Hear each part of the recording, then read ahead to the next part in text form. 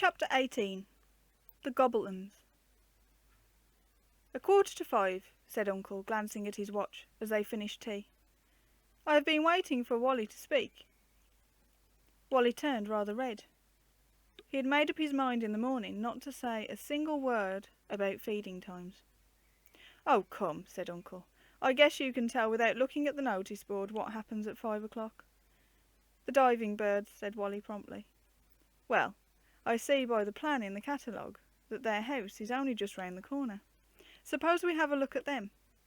That will clear all the feeding times off. Except the otters at 3, said Wally.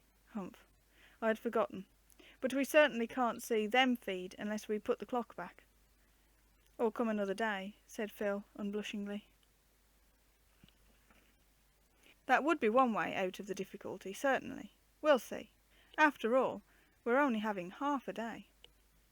I think the reason Phil was not so shy this time was that they knew their uncle thoroughly now, and had made the interesting discovery that he enjoyed the zoo as much as they did. So why shouldn't he come? And why shouldn't they come? It would be lonely for him by himself. As for the expense, well, he could put his hand in his pocket and pull out a lot of money any time he liked. When your only idea of money is 6pence a week to spend, and 6pence to save, a pocketful seems as if it ought to go a long way. The only one who felt any qualms was Alice. Her father always said she had a head for figures. What are diving birds? Asked Phil, as they entered the little house. I'm not sure myself what it meant, said Uncle. There are a good many birds that dive, but there doesn't seem to be anybody at home. The glass tanks in the middle of the room were quite empty. Only a few bubbles worked their way upward. They're like the polar bear's tanks. Only smaller, said Joan. Will the birds fly in at the door and dive? I don't think that's likely, said Uncle. Ah, there they are. He pointed to a grating or cage above the water.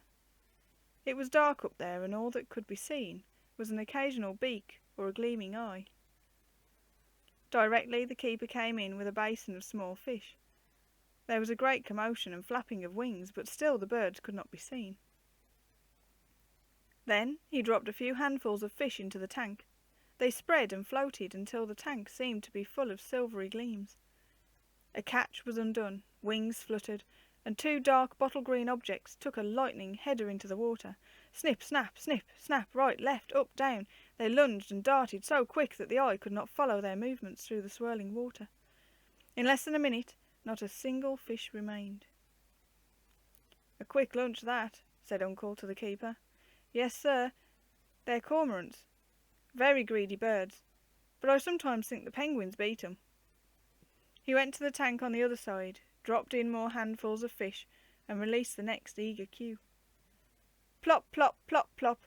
Several white-bellied birds slid into the water, dashed down, up, across, around, cornerwise, head over heels, here, there, everywhere, and behold, before you could rub your eyes, that tank was also cleared. Not much to choose between them, said Uncle. Both birds are wonderful divers and swimmers, but I must confess to disliking cormorants and being very fond of penguins. Why? Asked Phil. Well, the cormorant certainly is greedy, as the man said, and I don't like his appearance.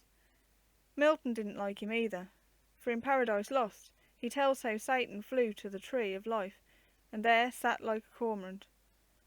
It is not often that a web-footed bird can perch on trees, but the cormorant does, and often builds his nest on a bough.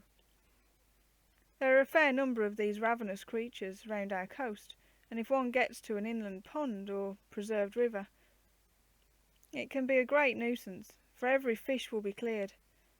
You have heard how clever the Chinese and Oriental people are. How do you think they manage these greedy fellows? How? Convert them into fishing apparatus. The children looked puzzled. Apparatus was rather a long word. Phil made up his mind to try it on Miss Sparks when he knew what it meant.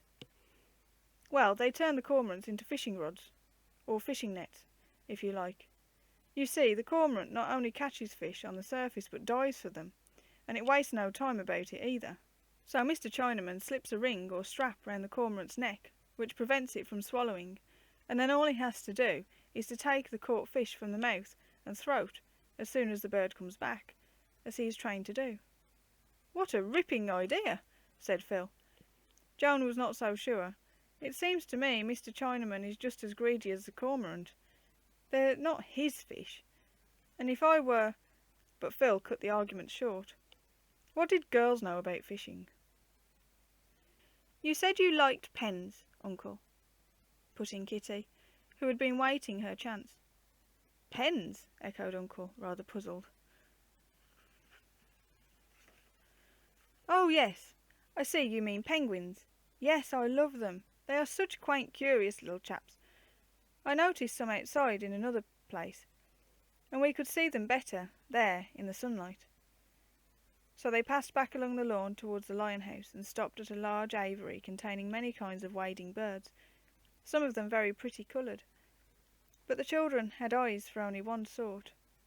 Let me introduce you, said Uncle, bowing in the direction of a short-legged, white-waistcoated bird, who stood gravely upright, looking at them with sharp, beady eyes, and then went wading along like a very fat waiter who thinks tomorrow will do. This, my dears, is His Majesty, King Penguin. The children followed Uncle's example, bowed too. Miss Sparks was very particular about their deportment. Then they had to burst out laughing, though they knew it was shocking behaviour to a king. He's a comical fellow, eh?